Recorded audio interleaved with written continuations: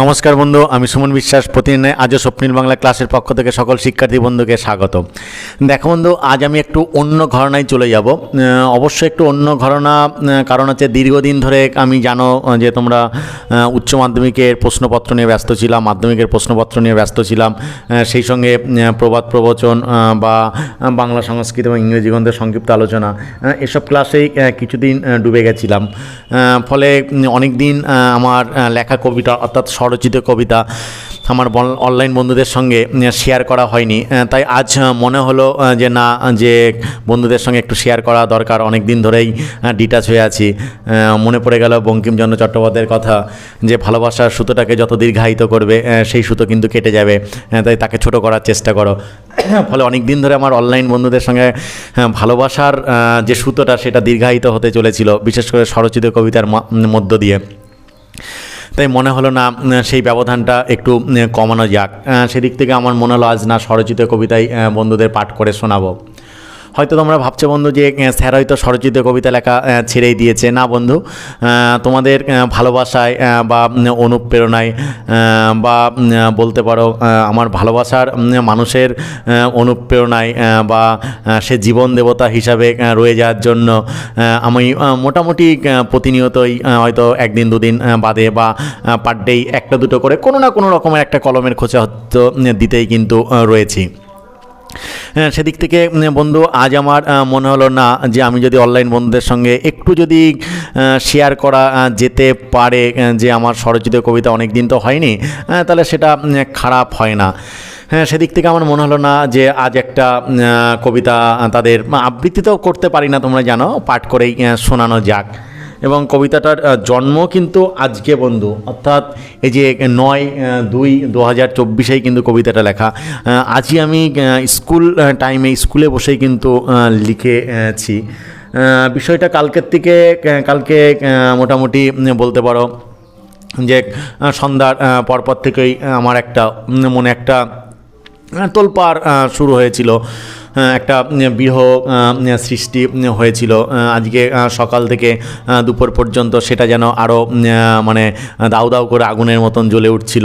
তখন মনে হলো না যে একটা কিছু হয়তো লেখা মাথার মধ্যে এসেই গেল, লিখে ফেললেই যেন হয়ে যায়। সেদিক থেকে এদিক ওদিক করে কোনো না কোনোভাবে একটা রূপ কিন্তু দিয়ে ফেলেছি। এবং তোমার যাকে বলে সেটাই, যে রূপটা দিয়ে ফেলেছি সেটাই তোমাদের সঙ্গে আদান প্রদান করব। প্রথমে লিখেছি একটা দুটো প্যারা, তারপরে আবার একটু সংযোজন বিয়োজন করেছি। স্কুলে গিয়েও সংযোজন বিয়োজন এদিক সেদিক করে মোটামুটিভাবে নামকরণেরও 2-3 বার পরিবর্তন করেছি। কখনো লিখেছি যে বিরহী আমার প্রজা, আবার কখনো চেঞ্জ করেছি তোমার বেনারসি আমার কাফন, আবার কখনো চেঞ্জ করেছি যে বিরহী ভবিতব্য। এরকম বিভিন্ন রকম চেঞ্জ করেছি, কিন্তু সাফল্যে পুরো সম্পূর্ণ একটা নতুন নাম হাজির করেছি, যেটা আমার মনে হলো না যে এর সঙ্গে হয়তো খাপ খেয়ে যেতে পারে। সেদিক থেকে কবিতার নাম রেখেছি বন্ধু তোর বেনারসি আমার কাফন। অর্থাৎ তোমরা নামটা শুনেই বুঝতে পারছো যে এখানে কিন্তু বীভৎস একটা বিরহ রয়েছে।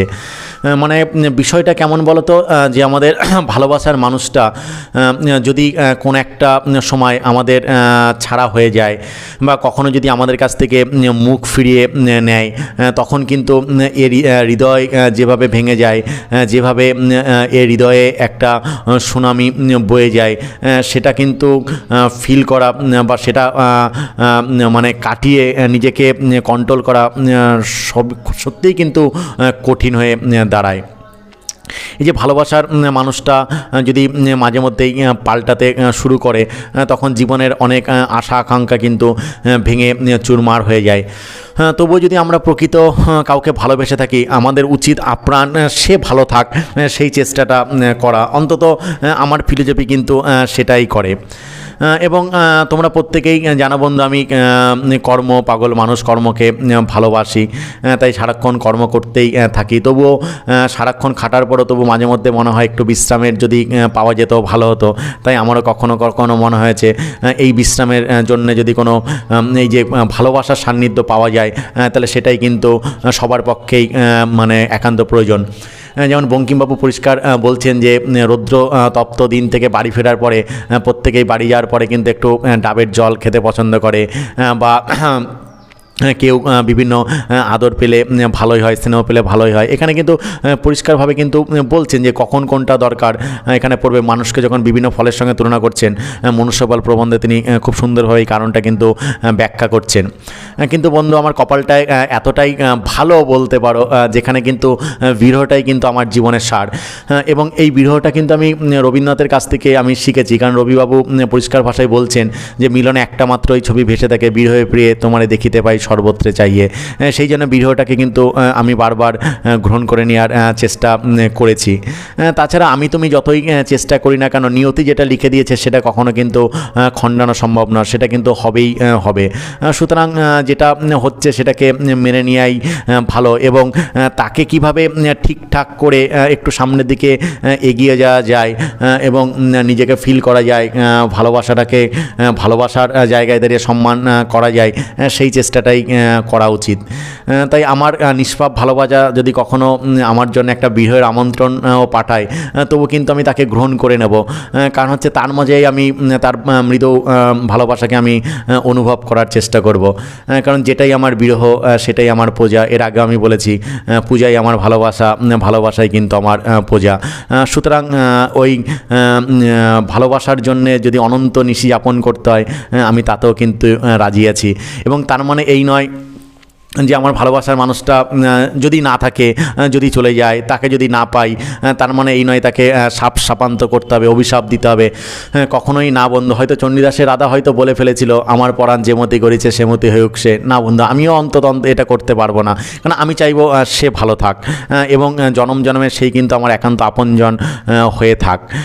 এবং সে যদি অন্য জায়গায় গিয়ে ভালো থাকতে চায় বা ভালো থাকে, আমার কাছে মুখ ফিরিয়ে শুয়ে যদি ভালো থাকতে চায়, বা আমার ভালোবাসাটাকে যদি তার ভালো বলে মনে না হয়, শাসন বলে যদি মনে হয়, এবং আমার ভালোবাসার মধ্যে সে যদি ভালোবাসাকে ফিল না করতে পারে, আমার ভালোবাসাটাকে সে যদি রাগ হিসাবেই দেখতে থাকে, জেদ হিসাবেই যদি দেখতে থাকে, তবে সে দেখুক। আমি চাইবো তাই তার কাছে আর নতুন করে বলবো না তুই আমাকে একটু ভালোবাস, চিরদিনের মতন চুপ হয়ে যাব, নীরব হয়ে যাব। এটাই কিন্তু আমার ইচ্ছা। কখনোই তবু তাকে মানে অভিযোগ করব না, বা কখনোই তাকে কাঠগড়ায় কিন্তু দাঁড় করাবো না। হয়তো সময়ের সঙ্গে সঙ্গে তার কাছে আমার ভালোবাসার কালারটা ফিকে হয়ে যাচ্ছে। আমার রীতিমতন সেই কারণে আমার যে ব্যথিত মনটা রীতিমতন গেরুয়া বসন পড়ছে, একটা ত্যাগের জায়গায় কিন্তু চলে যাচ্ছে। সে যখন আমাকে পাত্তা দিচ্ছে না, তখন আমাকে ওই গেরুয়া বসনই পরে নিতে হয়। তখন রীতিমতো বন্ধু মনে পড়ে যায় সেই রবীন্দ্রনাথের কঙ্কাল গল্পের সেই কনক চাপার বেনারসি শাড়ি পরার কথা। কখনো মনে পড়ে যায় রবীন্দ্রনাথের বাসি কবিতার কথা, যে সত্যিই যদি বাসি কবিতার মতো আমার ভালোবাসার মানুষটাও যদি সেই লাল পেরে শাড়ি পরে অন্য ঘরে চলে যায়, হয়তো বাসি কবিতায় সেখানে হরিপদ কেরানি সামর্থ্য ছিল না তাকে ঘরে আনার, তাই তাকে ছেড়ে চলে যেতে হয়েছিল।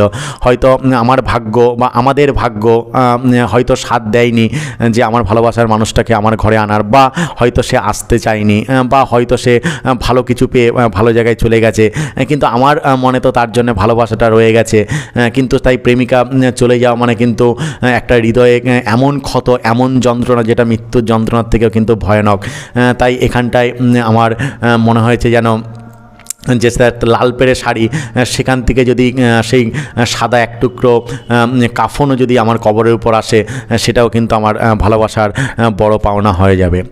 দেখো বন্ধু, এই যে সাদা কাফন, এই কাফনটা আমি একটু বলেই নিই, এখানটায় কিন্তু আমি একটু অনুপ্রাণিত হয়েছি। এই কাফন শব্দটা ব্যবহার আমি একটু অনুপ্রাণিত হয়েছি। আমারই বলতে পারো মানে ছাত্র কাম ভাই, ভাই কাম ছাত্র, মানে প্রশংসা না করে পারছি না, যে গোপাল বিশ্বাস, তার দ্বারাই কিন্তু অনুপ্রাণিত হয়েছি। সেখানে কিন্তু সে এমনভাবে এই কথাটাকে একদিন উপস্থাপন করেছিল, যেটা কিন্তু আমাকে নাড়া দিয়ে গেছিলো। সেই নাড়া দেওয়াটাই কিন্তু আজ আমার কলমে কিন্তু ফুল হয়ে ঝরেছে। ফলে এখানটায় অবশ্যই কিন্তু তার একটা বিশেষ অবদান কিন্তু রয়েছে, এখানে ভাবতেই হবে, অর্থাৎ কবিতা রচনা নেপথ্যে। যাই হোক বন্ধু, আর ভূমিকা দীর্ঘায়িত করব না, এবার চলে যাব কবিতা পাঠে বা আবৃত্তিতে। তারপর আর একটু বিশ্লেষণ করে দেবো, সেটা তোমরা অবশ্যই তখন বুঝে নেবে। কারণ আমি একটু ভূমিকা করে দিই ব্যাপারটা যাতে তোমাদের বুঝতে সুবিধা হয়। কারণ আমার হৃদয়ের সঙ্গে সবার হৃদয়টা যদি মিলে যায়, আমার ফিলিংসের সঙ্গে যদি সবার ফিলিংসটা মিলে যায়, তবেই কিন্তু কবিতা সার্থক। যতক্ষণ কবিতা প্রকাশ পাচ্ছে ততক্ষণ আমার, প্রকাশ পেয়ে গেলে তো সবার, ফলে সবার হয়তো বিষয়টা হতে হবে। সেদিক থেকে বন্ধু একটু বিশ্লেষণ করে দিলে তোমাদের বুঝতে সুবিধা হয়। যাই হোক বন্ধু, সরাসরি কবিতা পাঠে চলে যাই। আবৃত্তি করার মতন কোয়ালিটি, ক্ষমতা, গুণ, বাচনভঙ্গি আমার নেই। আমি বাচিক শিল্প কিন্তু নয়, তোমাদের ভালোবাসায়, অনুপ্রেরণায় আমাকে একটু করতে হয়, সেই করার জন্যই কিন্তু করা। কবিতার নাম তোর বেনারসি আমার কাফন। উৎসর্গ বিরহের মাঝেও যারা আনন্দকে খুঁজে পায়। হঠাৎ হঠাৎ তোর পাশ ফিরে শোয়ায় ভেঙে যায় আমার সবুজ সতেজ মন। সাহিত্যের ক্লাসে না পড়া ছন্দ ভাঙা এ হৃদয় লিখে যায় কবিতা তোকে নিয়ে ডজন ডজন। উল্কার মতো কত আশা খসে যায়, আকাশ ভেঙে পড়ে এ মাথায়। তুমি ভালো থেকো ভালোবাসা, মুড়ে রাখবো তোমায় নিশ্ছিদ্র নিরাপত্তায়। কর্মকে ভালোবাসা, সংসার রৌদ্রতাপিত এ ক্লান্ত মন। মাঝে মাঝে পেতে চায় তোর মতো বটবৃক্ষের আচ্ছাদন। দেবীরূপে এসে বুঝিয়ে দিলে বিরহকে করো আলিঙ্গন। প্রেমানলে পুড়িয়ে করছি খাঁটি সোনা আমারই কারণ। নিয়তির লিখন জানি কখনো খণ্ডাবে না, জানবে গভীর রাতেরও একদা অবসান হয়। তোমার প্রেমের তিক্ত মধুর বিরহ আমায় পৌঁছে দেবে প্রেম পূজা সিদ্ধির দোরগোড়ায়। আমার অনঘ প্রেম যদি পাঠায় আজ শুধুই বিরহের আমন্ত্রণ। দুঃখের মাঝেই খুঁজে নেব তোমার ভালোবাসার মৃদুর স্পন্দন।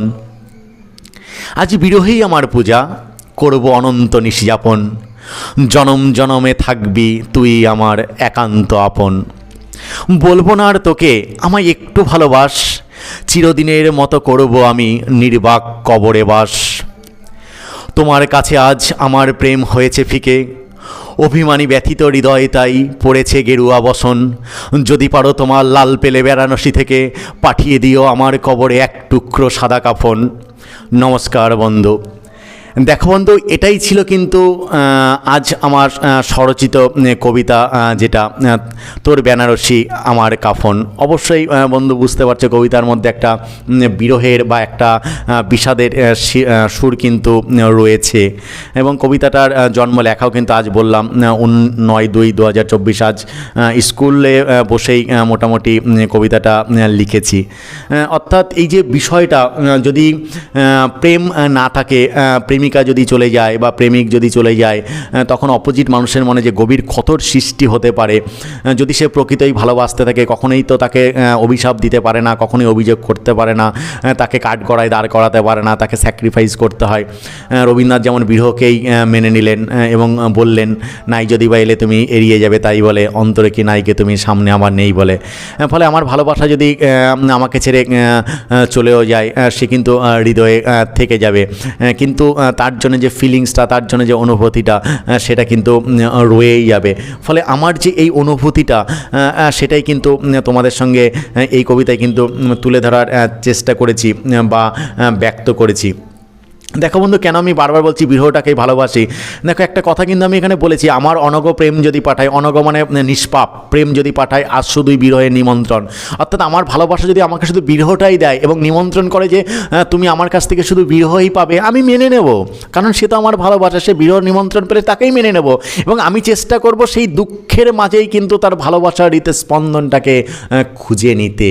কারণ সে তো কোনো একটা সময় আমার ছিল, সে তো কোনো একটা সময় আমাকে ভালোবাসতো। আজ হয়তো সময়ের জন্যে, আজ হয়তো তার সুবিধার জন্যে সে হয়তো নিজের পথকে খুঁজে নিচ্ছে, বা সে হয়তো আমাকে ভুল বুঝছে বা ভুল বুঝতে চাইছে বা বুঝে উঠতে পারছে না, তাই হয়তো পাশ ফিরে শুচ্ছে। তাতে কি হয়েছে? আমি এর মধ্যেই, এই বিরহের মধ্যেই কিন্তু আমি আমার ভালোবাসার স্পন্দনটাকে আমি খুঁজে নেওয়ার চেষ্টা করব। ফলে তাই আমার মনে হয়েছে যে বিরহ যখন একদিন আমাকে নির্বাক কবরে পাঠিয়ে দেবে।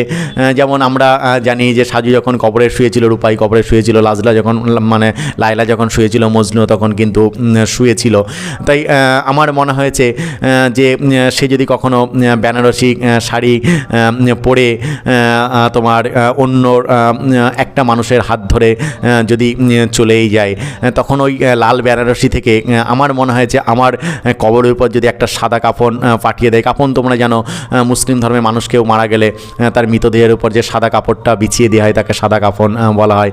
সেটা যদি আসে তবু আমার কাছে কিন্তু বড় পাওনা হয়ে কিন্তু থাকবে। তবুও ভাববো না, তার হাসি খুশির মধ্যেও, তার বেনারসির মধ্যেও সেখান থেকেও আমার অন্তত কবরে একটা সাদা কাফনকে সে কিন্তু পাঠিয়ে দিয়েছে। এটাই তো ভালোবাসা বন্ধু।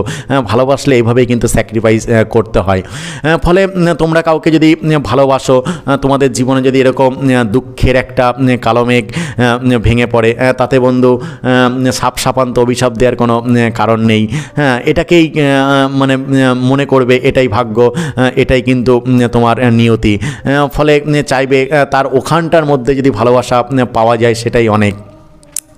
যেটা রবীন্দ্রনাথ বাসী কবিতায় বললেন যে ঘরেতে এলো না সে যে মনে তার নিত্য আসা যাওয়া, পরনে ঢাকাই শাড়ি, কপালে সিঁদুর। সেই ক্ষেত্রে সে তার মতন ভালো থাক, সেটাই সবথেকে ভালো হবে। এই কারণেই বন্ধু সে ভালো থাক, এটাই কিন্তু সবসময় ভালোবাসার মানুষের চাওয়া উচিত। তাই তো আমি লিখেই ফেললাম আমার মতন করে, উল্কার মতো কত আশা খসে যায়, আকাশ ভেঙে পড়ে এ মাথায়, তুমি ভালো থেকো ভালোবাসা, মুড়ে রাখবো তোমায় নিশ্চিদ্র নিরাপত্তায়। সত্যিই ভালোবাসাকে নিশ্চিদ্র নিরাপত্তায় মুড়ে রাখতে হয়। আমি আপ্রাণ চেষ্টা করব আমি আজীবন আমার ভালোবাসাকে কিন্তু এই নিশ্চিদ্র নিরাপত্তায় কিন্তু মুড়ে রাখায়। অন্তত আমি বেঁচে থাকাকালীন আমার ভালোবাসা যেন কোনো দিক দিয়ে কোনোভাবে আঘাতপ্রাপ্ত না হয়, সেটাই কিন্তু হওয়া উচিত। এটাই কিন্তু অরিজিনাল ভালোবাসা।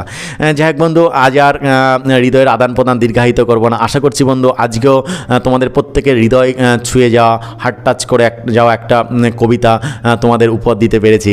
তারপরে বন্ধু কোনো জায়গায় কোনো সমস্যা হলে অবশ্যই বন্ধু কমেন্ট বক্সে আমাকে কমেন্ট করে জানাবে, এবং তোমাদের মাধ্যমে যদি আমার ভুল ত্রুটি ধরা পড়ে এবং সেটা সংশোধন করে যদি আমি আগামী ক্লাসটা আরও ভালোভাবে করতে পারি, সেটাই কিন্তু বড় পাওনা হবে। প্রত্যেকেই ভালো থেকে বন্ধু। অনেক দিন পরে স্বরচিত কবিতার মাধ্যমে তোমাদের সঙ্গে হৃদয়ের আদান প্রদান করে নিজেকে খুবই হালকা লাগছে এবং ভালোই লাগছে। প্রত্যেকেই ভালো থেকো বন্ধু।